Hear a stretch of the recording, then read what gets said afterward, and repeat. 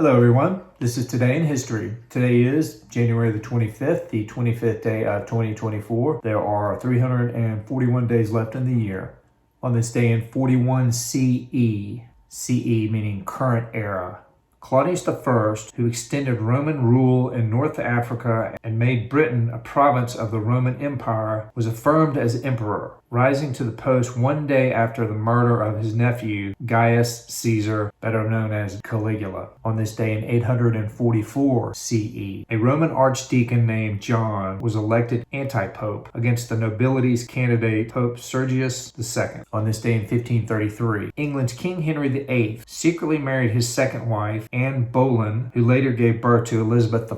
On this day in 1554, Jesuit missionaries found the city of Paulo, now in Brazil, on the anniversary of the conversion of St. Paul. On this day in 1759, Robert Burns, national poet of Scotland, was born in Alloway in Ayrshire. On this day in 1874, English author W. Somerset Maugham, best known for the novels On Human Bondage, published in 1915, The Moon and Sixpence, published in 1919, Cakes and Ale, published in 1930, and The Razor's Edge, published in 1944, was born. On this day in 1882, British writer Virginia Woolf, who made an original contribution to the form of the novel and was one of the most distinguished critics of her time, was born in London. On this day in 1905, at the premier mine in Pretoria, South Africa, a 3,106 carat diamond is discovered during a routine inspection by the mine's superintendent. Weighing 1.33 pounds and christened the Cullinan, it was the largest diamond ever found. On this day in 1915, America's first official transcontinental telephone call took place as Alexander Graham Bell, who was in New York, spoke with his former assistant Thomas Watson, who was in San Francisco, over a line set up by American Telephone and Telegraph. On this day in 1919, in Paris, delegates to a peace conference formally approved the establishment of a commission on the League of Nations. On this day in 1924, the first Winter Olympics took off in style at Chamonix in the French Alps. Spectators were thrilled by the ski jump and bobsled, as well as 12 other events involving a total of 6 sports. The International Winter Sports Week, as it was known, was a great success, and in 1928, the International Olympic Committee, the IOC, officially designated the Winter Games, staged in St. Moritz, Switzerland, as the second Winter Olympics. On this day in 1945, Grand Rapids, Michigan became the first community to add fluoride to its public water system. In my opinion, I don't think anybody should be consuming fluoride, whether it be through water or through toothpaste or any other means. On this day in 1949, the first Emmy Awards were presented. There were only 6 categories, and nominated shows were limited to those that had aired in the Los Angeles area. On this day in 1961, the animated film 101 Dalmatians was released in the United States, and it became a Disney classic, especially noted for the villainous character Cruella de Vil. Also on this day in 1961, President John F. Kennedy holds his first live television news conference. On this day in 1971, Charles Manson and 3 women followers were convicted in Los Angeles of murder and conspiracy in the 1969 slaying of 7 people, including actor Sharon Tate. On this day in 1980, Paul McCartney's arrival at Tokyo's Narita International Airport on January the 16th, 1980, marked his first visit to Japan since the Beatles' tour of 1966. The occasion was a planned 11-city concert tour with his band Wings. Instead, Paul's visit was limited to a 9-day stint in the Tokyo Narcotics Detention Center, which ended on January the 25th. McCartney was found to be carrying nearly half a pound of marijuana in his baggage upon arrival at Narita. The amount Paul would later assure Japanese authorities was intended solely for his personal use. On this day in 1981, Jiang,